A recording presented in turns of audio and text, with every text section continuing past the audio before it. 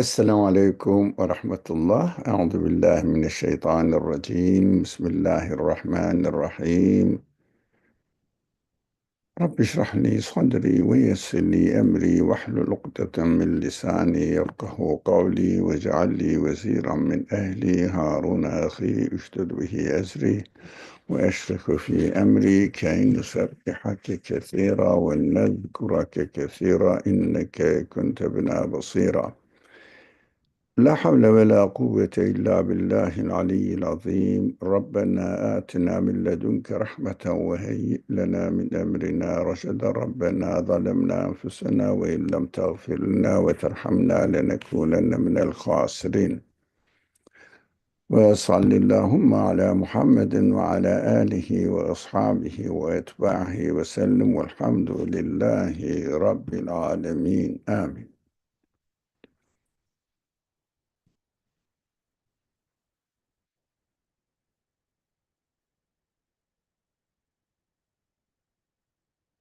Assalamu alaikum wa rahmatullah. Welcome everyone. We are going to continue studying the section Furqan, 25th section of the Quran, and 56th verse 56. Bismillah ar-Rahman ar-Rahim. وَمَا أَرْسَلْنَاكَ إِلَّا مُبَشِّرًا وَنَذِيرًا. Now, translation, of course, rough translation, general meaning, we have sent you only to proclaim good news and to give warnings. The Quran, the language is clear. Give good news and also to give warnings, not bad news, but warnings. That is important. We send you. Now, my question is here, who is addressed here? We send you. Who is you here in this verse? The messenger of God. Messenger of God.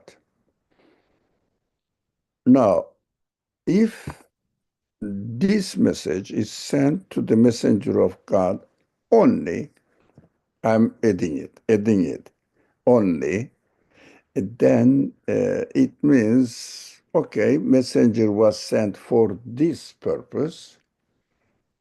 So what am I supposed to do? Apply that message to myself as well. How are we, very good, excellent. How are we going to or expected to apply to ourselves? We find ourselves in similar situations where not only are we trying to make sense of our existence here, but we also want to help out others around us to make sense of their existence. So this message is as applicable to us in this day and age as it has been applicable to the first revealer of the Quran. So how are we going to apply to ourselves? This we have sent you only to proclaim good news and to give warning. Shall we move to the second question? Are we also sent, not only the messengers? Therefore, our duty is as well, not only the messenger, everybody with his own capacity, proclaim good news and give warnings. Can we not put ourselves under the task and say that, look, I have been created in this world and I have received the message from the prophet, which this message includes good news and also warns me. So if I have benefited from this message as much as I could, I should try my best to increase my capacity of benefiting from the message, but also I have to proclaim good news and give warnings to those who may listen to me, just may listen to me, and try our best. As the messengers tried their best, this is the mission. If we understand that this is the mission of the prophets, messengers, to proclaim good news and to give warnings, I have to take the task on my shoulders as well and say that, look, this is what I learned from the messengers, because we know that the messengers are employed not only transferring the message, but also putting into practice in their life. I look at the prophets, the messengers' life, or the lives of the prophets, as much as I could see from the narrations, historical narrations as well. They tried their best. So this is the prophetic mission. We call it the tradition of the prophets. The tradition of the prophets include to convey the message, to proclaim the message to other people. So he is my exemplary person. I have to do the same thing. Does it make sense? Yes. Yep. So we should try to learn as much as possible from the message that we received through the messengers and follow their path, their tradition, their pattern of life of their pattern, their life, or the pattern of their life. So that is called sunnah.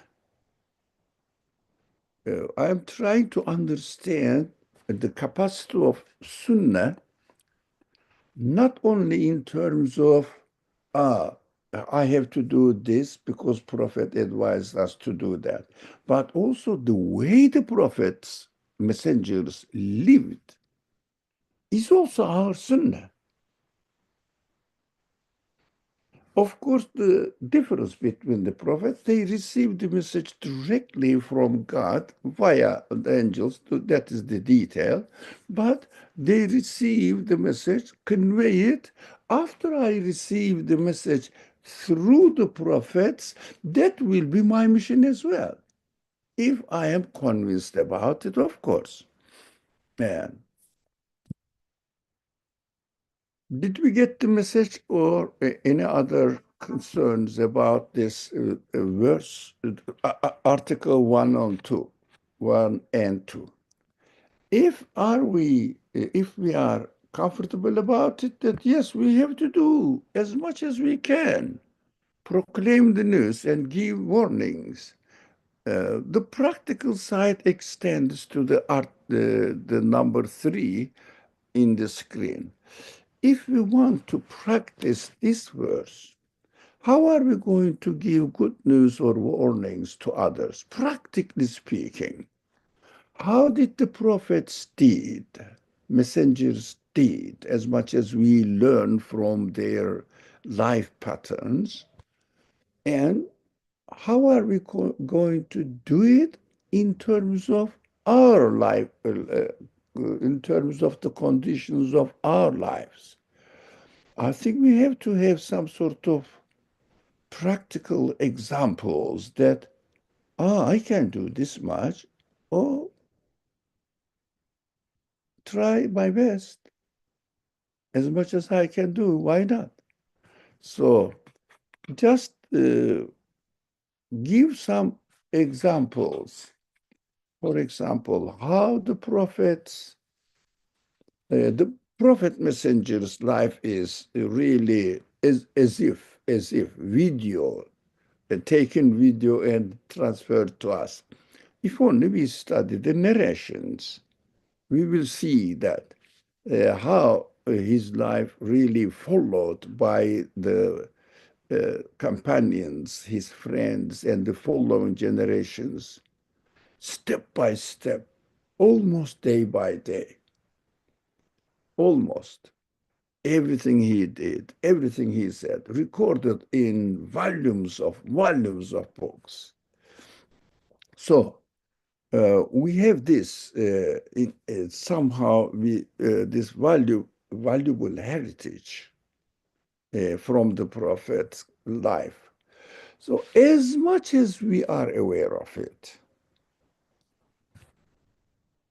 our primary mission in the society must be to give the good news and give warnings to others. The problem is, good news and warning, what does it mean?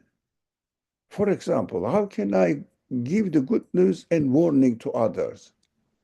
Of course, I will be able to do it as much as I am aware of it. It means as much as I took the warning, I took the good news for myself and digest it in my own life and see how I feel now, how I experience my life now after receiving the good news from the messengers and how I am warned about what. These are uh, known to me. I mean, you all know this. I am almost sure about it. You all know. But how to do it, for example, there is a good news for you. What is that? Oh, you have to be careful about something. What is that? How can I communicate? Of course, you cannot knock at the door and ask people to come out of their house and say, I'm going to give you the good news and the warnings like the certain group of Christian missionaries. We may, but it is not appropriate within the culture of the civilization we are living in it. Of course, those people, you know them, everybody knows them. There's no need to mention the name. Do it, and everybody knows that they are certain people now from this group of Christian missionaries. But if they take it, they don't take it, it's up to them. But how the prophet did, the messenger, the prophet Muhammad, peace and blessings be upon him, how he himself did it, did this mission.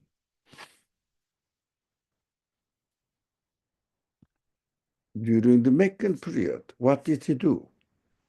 Did he go and knock at the doors of the people? I don't see or remember any narration from his life that he knocked at the door, but he spoke to people in public places at that time. I mean, the public place was very convenient. It was Kaaba, and everybody usually comes there. This is the common place, center of Mecca. So most of the people come there as if it was the town hall of that town, Mecca. And also, it was the tradition during the prophet's time to have yearly meetings during the months when the war is traditionally, according to the Arab tradition, local people's tradition, not Islamic tradition, although Islam confirms it, Quran confirms it, but it was originally from Arab tradition, a kind of peace or uh, how is it called? Not attacking to each other. The word didn't come to my mind. Treaty? Treaty? Treaties? I don't know. Sorry, no, never mind. No. Truce and not stop fighting. for a temporary period. Okay, truth? Understood? At least? Yes or no? Yes. Yeah, thank you very much. Thank you. So, during this period, people used to come to Mecca and have a kind of fair uh, exchange of commerce and doing some sort of business. And at the same time, it had the religious aspect as well. Uh, turning around the Kaaba according to their tradition, and they thought they are doing some religious activities there as an inherited culture from Abrahamic tradition, because they were proud of Abraham, the prophet Abraham, although they didn't recognize Abraham as the prophet of God, but they recognized Abraham as the uh, patriarch of their Arab tradition or Arab race in this area of the Arabian Peninsula. So they were respectful to Kaaba, all of them. The Arabs were respectful. Those Christians were not. Christian Arabs were not. Jews were not. But pagan Arabs were respectful to Kaaba, and everybody knows that it was regarded as the house of God, although they didn't know what it means in details. So the Prophet used to go to this fair where the people are there and recite the Qur'an as much as revealed to him, the verses of the Qur'an. Of course, that was the beginning. Not many verses were revealed, but as much as it was. So he shared the idea mainly about uh, Tawheed, absoluteness, infiniteness of God, or uh, God being not like any other creatures, and also shared his ideas openly with the people that idols are the pagans used to have their symbolic representation of their tribes. Each tribe has its own symbolic God, representation of God, and most probably uh, these idols were understood by the Arabs as intermediaries between God and their tribes, etc. That was their culture.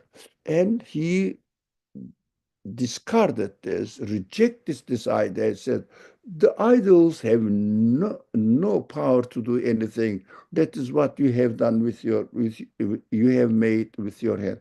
Declared this and said or declared that there is only one God, and this is the good news. And God has created you for a purpose. If you accept him and worship him alone, it means as your God, as your creator, as your provider, then he will give you eternal pleasure in the next creation after they die. Of course, this was new. And this eternal pleasure had the alternative. That was the warning. So if you don't acknowledge him, of course, the first message was mainly based on uh, articles of belief, mainly believing in God and the resurrection. It means everybody will die and they will be revived. So That is the warning. That is the warning. So if you don't acknowledge him, if you don't worship him, the creator, but keep worshiping those things that you have done and being proud of their tribes, your tribes, and fighting with each other because of the pride of tribal uh, distinctions, you will be punished in the hereafter. That was the warning. But in our time now, we cannot talk about idols, that tribes, but we know that nationalism is out there. National state institutions are all over the world. And conflict between the nations is everywhere, everywhere almost. And everybody is really trying to get more and more war weapons under the pretext of defense, uh, maybe including defense, but at the same time, when they think it is appropriate to uh, offend others. Now, that is the situation now. But mainly, people don't worship symbolic idols, but they worship many, many, many idols that they don't think they are their idols. We have to warn them. There is only, I mean, not everyone, those people who listen to us at this. Maybe our relatives, maybe our friends, maybe good neighbors, if you have some good relationship with anybody, then you can share them. Say that, think about, for example, today, nowadays, especially, think about the reality of our life. Why are we here? That is the way we can do that. And uh, invite people, especially that is for my personal experience. I found very essential to remind people to think of their existence, their life, to think of themselves nowadays and see that they are, we are not body. We are body, yes, but spirit in it. Spirit makes us human beings. Body is our animal side. So, what do you think this spirit means to you? Your infinite expectations of satisfactions, in infinite number of feelings, this kind of warnings in a friendly way, kind way, because this culture doesn't really accept aggressive language. We have to speak to them nicely, kindly. We have to really uh, give presents, invite them our houses, and offer them some food, kindness, human kindness, and then tell them if they want to hear. If they don't, we cannot insist, and it is also not expected of us to insist on. So, as much as we are satisfied, I can summarize my idea and then I listen to you. As much as I am satisfied within myself with the message, how I am happy with the message, and how I am a little bit anxious to be careful about as much as I learn from the message. Of course, the message includes both sides. If you do good action, you will be rewarded in this way. If you don't do good action or do bad actions, you will be, if you like, rewarded accordingly. It means bad results. Uh, that is what we are always in between, hoping that uh, I am on the right path, and also being cautious. I may be neglectful, and I am mostly neglectful about my responsibilities, about my acknowledgement of God in my life. So even if I don't deny, still I am not really appreciating as much as it deserves to be appreciated. That is what I understood from this verse, that I can read this verse for myself. God says to me, I have sent you only to proclaim good news and to give warnings. Why only? The meaning illa gives only, only.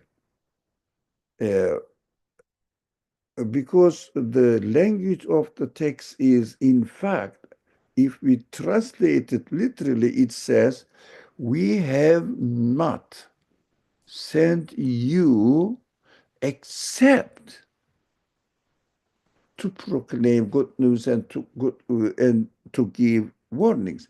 Why only to proclaim?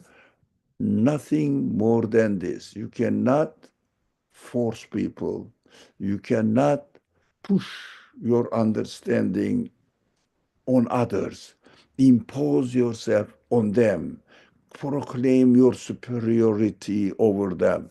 I am the believer. I am above you. I belong to the Muslim community, and Muslim community is the special community. That is blamed in the Quran as to be the behavior of Jewish tradition. Of course, the Quran speaks via the children of Israel example. The Quran speaks to me as the reader of the Quran. Quran addresses me, not others. So I would like to hear your experiences, your understanding of this word, or give some examples. For example, I have done this, I have spoken in this way, and my friend or the person I was experiencing this, uh, he said this, the result was this, etc. If you would like to, anyone, please.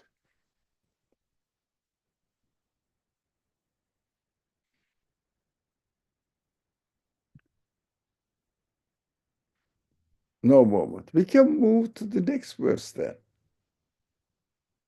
inshallah. All right. Bismillahirrahmanirrahim. قل ما أسألكم عليه من أجر إلا من شاء أن يتخذ إلى ربه سبيلا. Now say, I don't ask you for any reward for this message, anything, any payment, ajr, it means payment. But anyone who wills should pursue a way to their Lord, his or her Lord, in fact, بربه, his or her Lord. So this is the verse translation. I don't ask you for any reward, any favor for this message. What do you think this one, the blue writing, what do you think the reward for this message could be?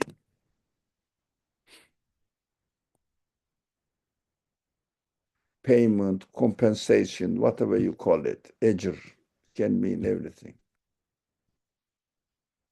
What do you think the reward for this message could be? Which kind of reward we may expect or one may expect after conveying the message? Okay. Let me see. Muawiya, fame, popularity. Yes, definitely includes. What else? Definitely. Very good point. Maybe give a status, yeah, in the society, or get the administration and ask people to uh, follow your administrative power. Maybe some sort of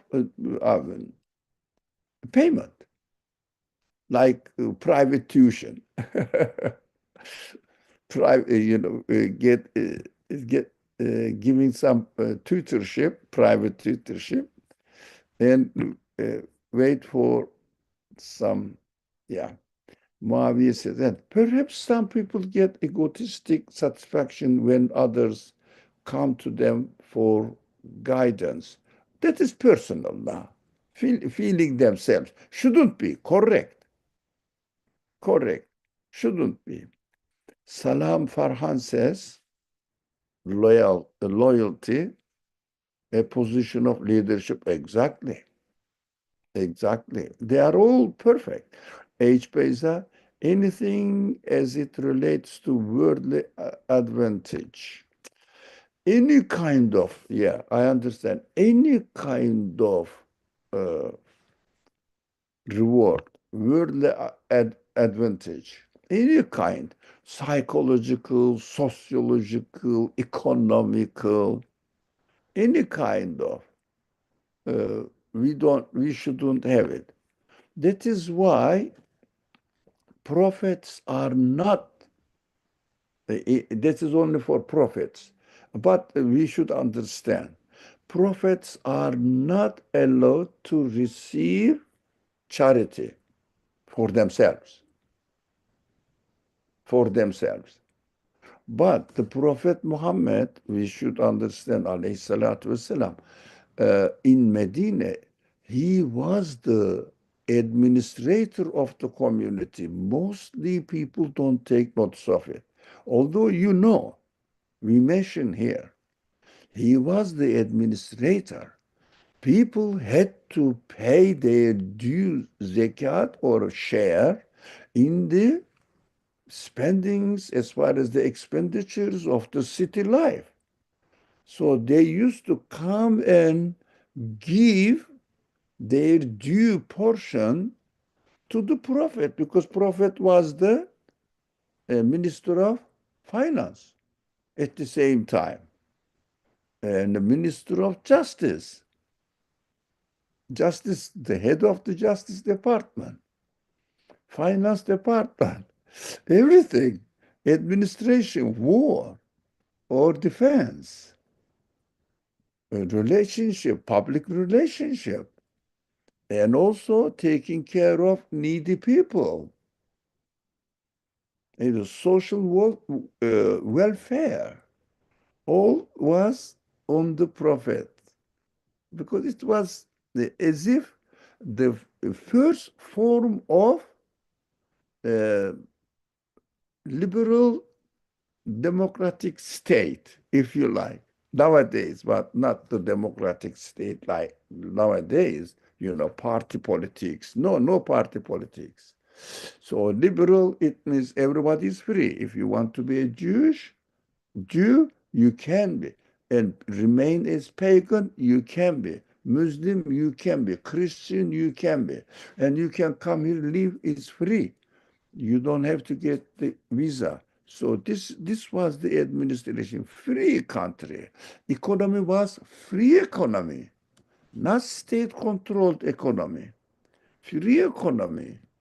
And also the army system, there was no army. If the city, Medina, needed to be defended, then the prophet used to call people, come on, whoever wants to join, join. It wasn't necessary until the last year, or no, last 2 years, before the life of the prophet, he made a, uh, how is it called? Everyone is able to join the army, must join it. How is it called in English? Somebody write, please, if you don't mind. Common, everybody is, now let me see. Draft, yes, Mavia, thank you very much. Draft, common draft. Then he didn't, excuse me, what's going on? Then he didn't force people, but declared, announced draft, because there was a rumor Romans were ready to attack Medina administration, because Medina administration, towards the end of the prophet's life, became a huge center of civilization. I mean, the third world power was the Medina, Roman Empire and Pars Empire and Medina administration. It was the third, by the way, not the first. Third power. And at the end, the third power toppled down the uh, empire, Pars Empire, Iranian Empire. That time it wasn't Iran, Pars. So Pars Empire. So there was another country, of course, Ethiopia, Habeshistan, that time it was called Habesh. Ethiopia, but Ethiopia was a Christian country within himself. But Medina administration was expanding all over Arabian Peninsula. And the Roman Empire thought, the rumor came, Roman Empire is coming to attack the city. So the prophet arranged the draft and said, we have to go before they come. We have to face them, stop them, because if they come to the city, they will kill innocent people. So he went far away, Tabuk, which is the place was called Tabuk. It was going and coming back was a month trip. Some sources said 30,000 people, some more realistic people say 12,000 people joined the army. So if someone didn't want to join, it wasn't physically punished, but psychologically, because which kind of man you are?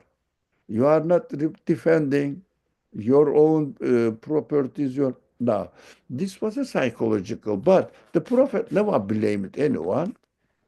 If anyone wanted to say, I cannot come because of this excuse, the prophet say, okay, I cannot force you, but I am calling you on a duty. If you want to come, come. If you don't, I can't force you.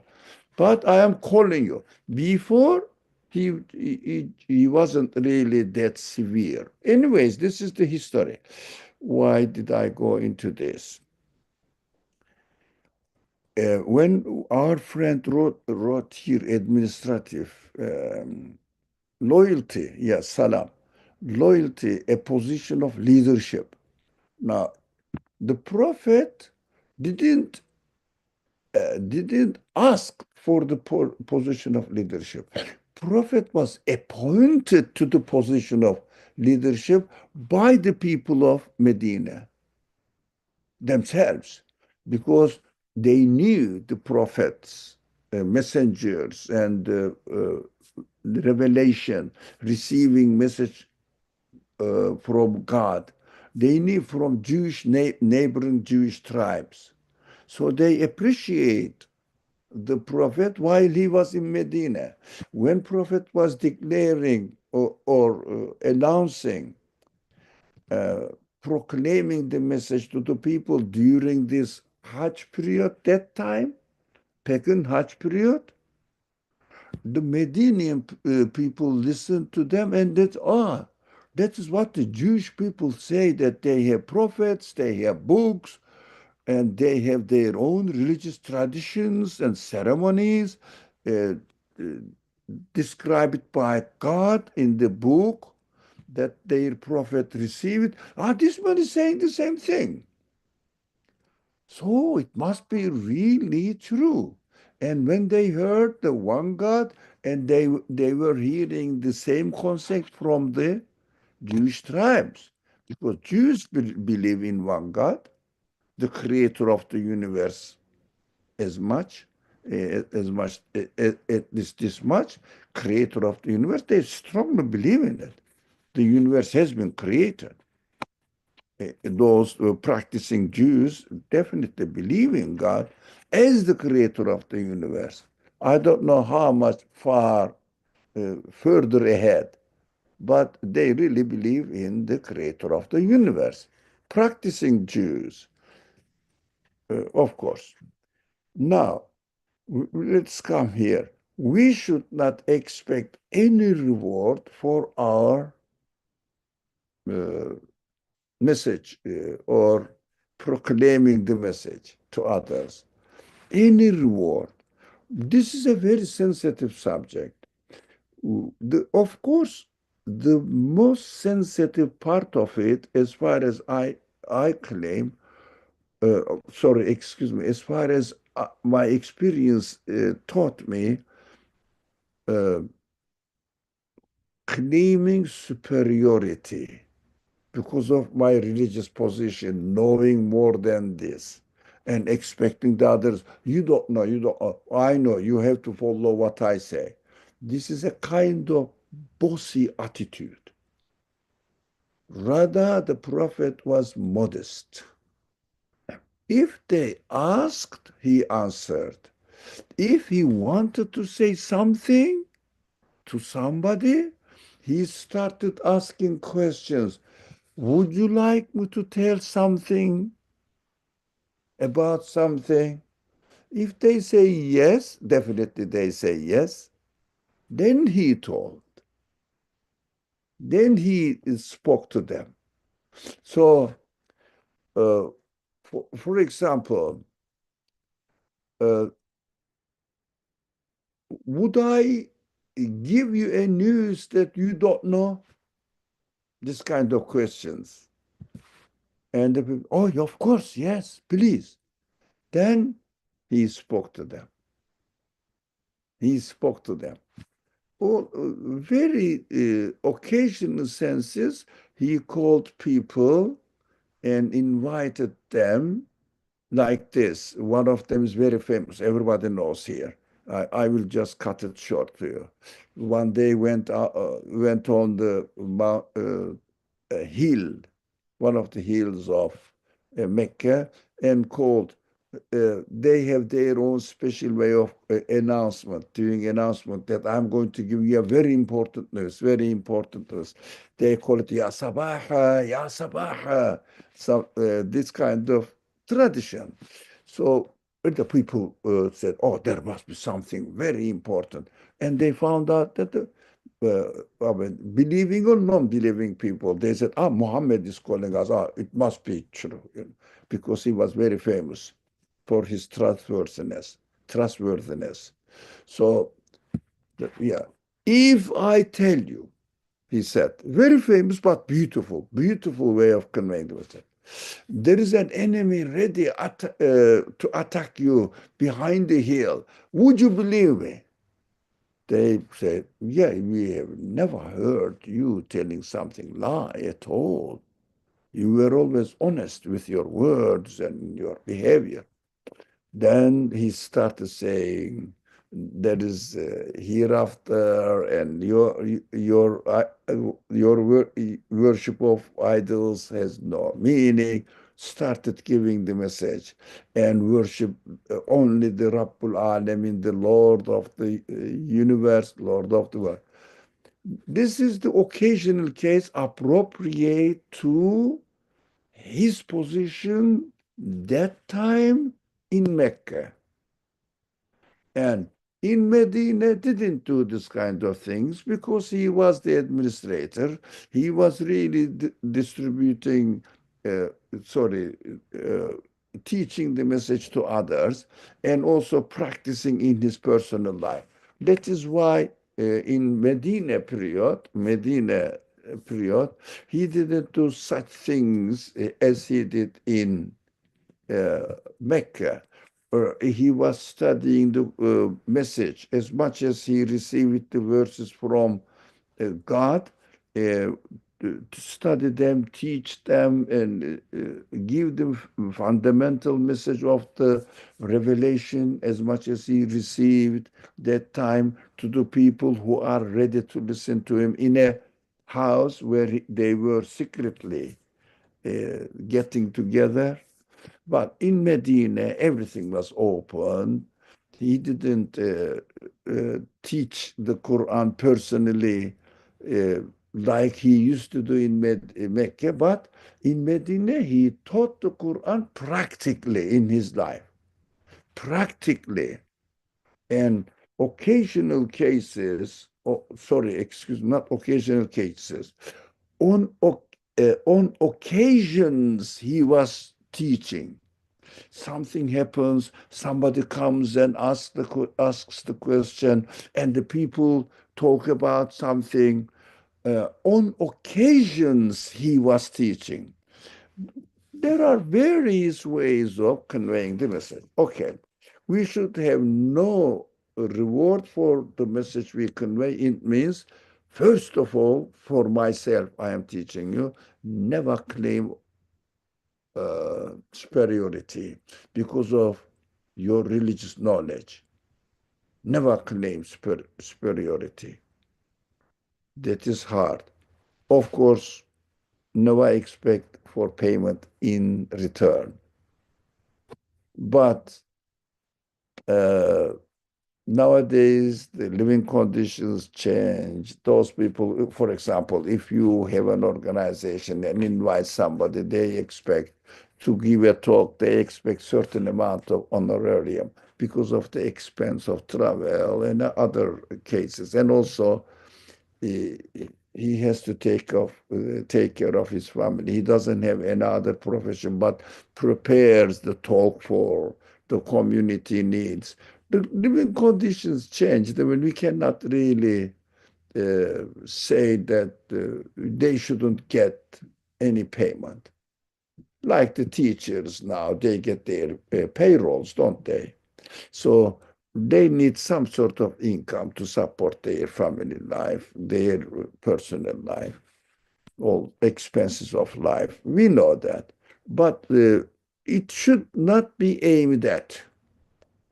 Ideally, ideally, uh, it shouldn't be expected any money to be paid, or even not accepted, because the prophets, the life of the prophet, every prophet, but we don't know the details of other prophets' lives. So we know the details of the prophet Muhammad, peace and blessings be upon him. So, and he was in Mecca not receiving any kind of charity at all. In Medina, not receiving any kind of charity at all. In Mecca, he was working as an employee for, I mean, it is strange, isn't it? For some people, not me, but for some, for his wife's wealth. He was doing business with his money, with her money, excuse me, with her money. He was employed by it, and then family income. So he didn't need. In Medina, he was the administrator. His profession was administrator, worldly profession. So we have to understand. That is why he got his share from the common budget Beytul Mal, which was called in Islamic terms, from the common budget as much as any other ordinary people used to get. He used to get his share for his family as well, not more extra. This is not charity.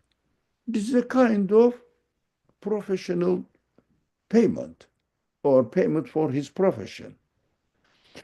Otherwise, no charity, special charity, sadaqah, he accepts. It is haram for the prophets. What does it mean? It is haram for the prophets, but how about ourselves? We should try not to. Do you see what I mean? We should try not to. Do something else.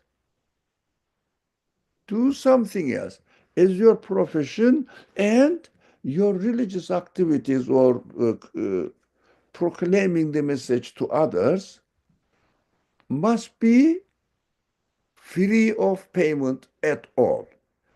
But I don't know whether it is possible nowadays or not, because this kind of mission, uh, teaching people, educating people, going here and there, giving talk, became a profession. I am not criticizing anyone. It is not my business.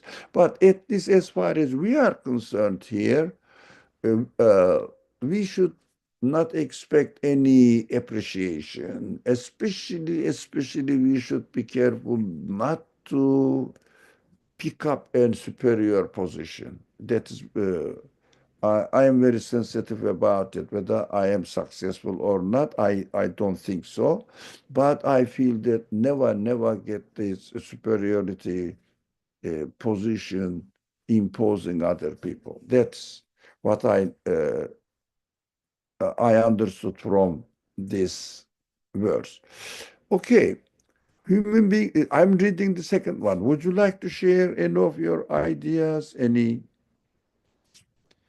Any contribution, questions, explanations? Uh, you are free to do. Oh, so human beings. I'm reading the number 2. Human beings are free to follow the prophetic message or not. Yeah, whether to follow or not to follow. There is no coercion in Islam. We know that. Everybody knows it. But practically speaking, some zealot people, uh, under the name of Sharia ruling, uh, I don't know what to say, but a kind of coercion they impose on other people, saying that this is religious requirement, but you cannot apply religious requirement on others. Certain people in certain countries, you may know, I don't want to mention the names, in somewhere subcontinent, in one country, for example, and occasionally something happened in the Middle East in some country. Now we will see in a place newly emerging administration in one of the, I don't want to name, but you know better than I do because I just hear it. I don't watch news at all, at all. But for me, I never go into any media anywhere talk about news. But of course, here and there, I hear that there is a newly, freshly emerged administration claimed to be Islamic. I don't know what they are doing. I hope they never force anyone at all. But let's see. None of my business what they do, but we have to know that in principle there is no coercion in Islam. But it doesn't mean that administratively only, everywhere. Uh, I am careful about this point that I am going to mention. Even in the family, what the Prophet said, these are disputed matters, and I don't want to bring this dispute into this discussion. Children's education, of course, not forcing. Nowadays, it doesn't work. On the contrary, it causes reaction. We have to be careful. So the parents, I don't think any of you uh, does this way, force, but a kind of encouragement is advised for the children to get used to learn, to have some sort of experience. That's opportunity for them. Give the opportunity for them.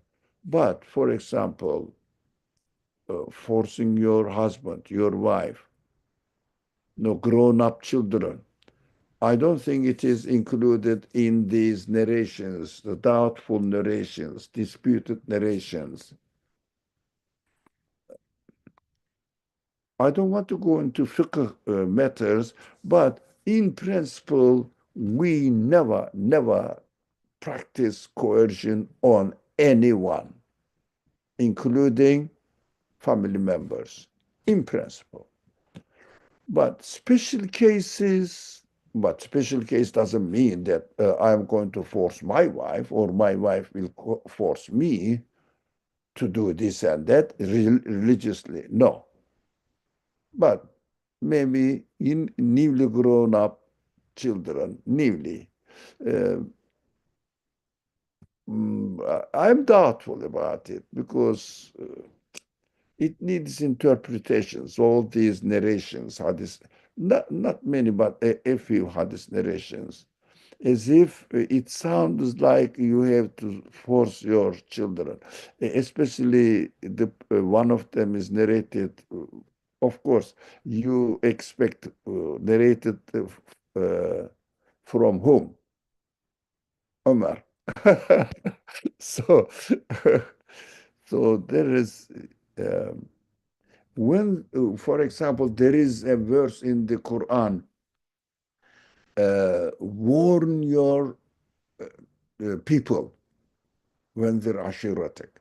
So warn your people. Or, ya ayyuhalladhi, ya ayyuhalladhina amen. Let me think of the verse.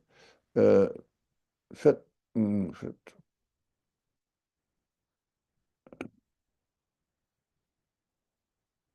Is it قوا أنفسكم وأهليكم نارا؟ Sorry? أهليكم نارا. ها. يا أيها Say. الذين آمنوا قوا أنفسكم وأهليكم نارا. شكرا. قوا أنفسكم وأهليكم نارا. Now, what does it mean? Protect your family. It doesn't mean coercion. Sorry. It's going in. It doesn't mean coercion. قوا أنفسكم. Protect. It means get your convincing message, so that if somebody comes up from media, especially, there is a lot of attack on religion. So you have to go. قوا أنفسكم وأهليكم نارا. First yourself, convince yourself, and then convey the message to your ahl. It means members of your family, close family. So transfer them to them so that they will be protected. What does it mean? It doesn't mean that I'm going to protect you from the fire. No? Get a kind of means to force them. It never means that.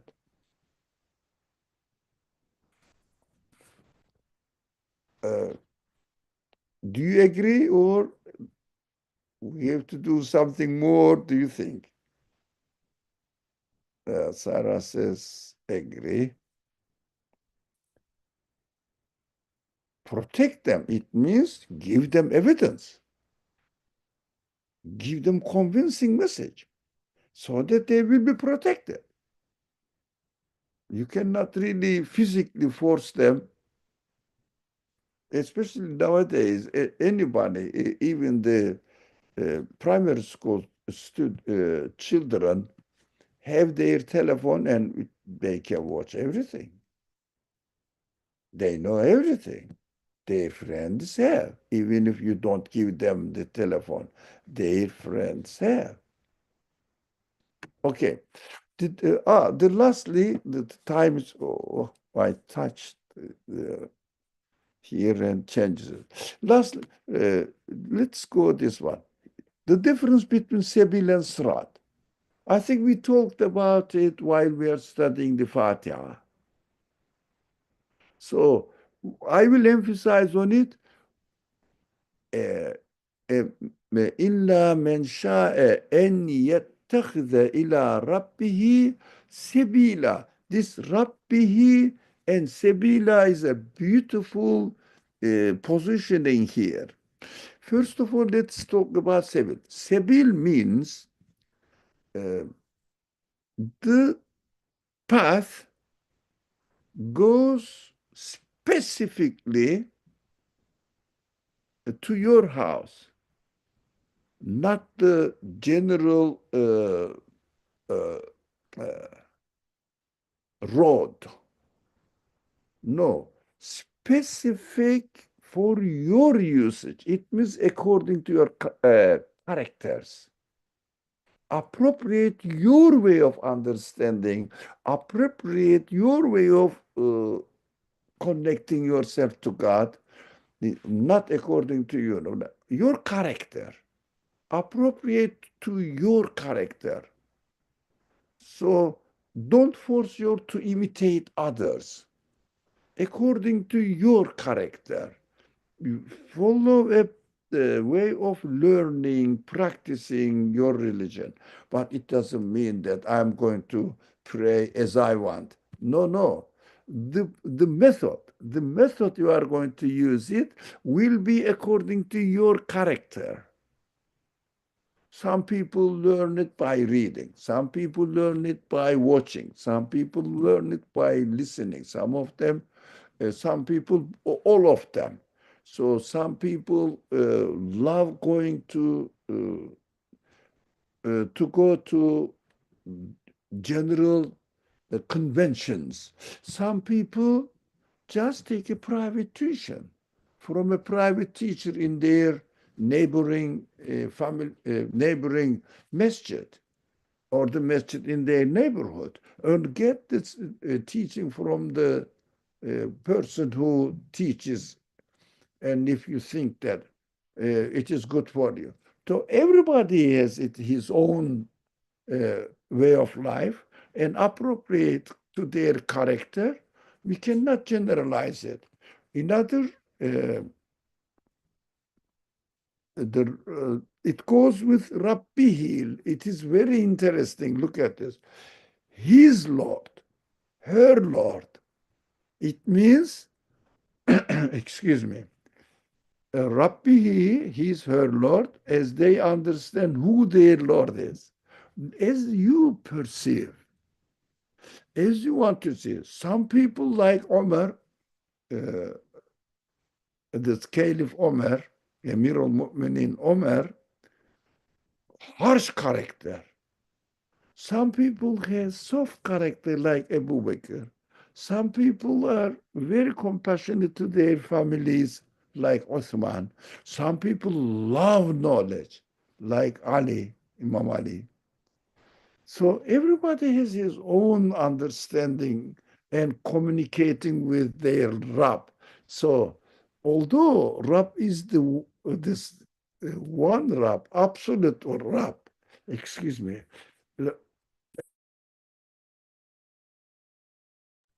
I am a bit speeding up because the time is up. I don't want to keep you longer. So Rab is the same Rab, but my perception of Rab will be according to my characters, according to the way that I communicate with. Everybody his own perception of Rab. How do they see it? According to their characters. So characters are, although every spirit is perfect, but every people deals with his through his free will with this spirit capacity of spirit according to his way of some people, that from birth potentially everybody is equal. We shouldn't confuse that. Every spirit is perfect, but how can I utilize my potential is unique to me. So I cannot be like another person. I have to be myself. And I have to find my own way of communicating with my own perception of Rab, Lord of the universe. That's why Quran doesn't say here, it's beautiful. أَن يَتَّخِذَ إِلَى رَبِّ الْعَالَمِينَ. No, he says ila. It means take.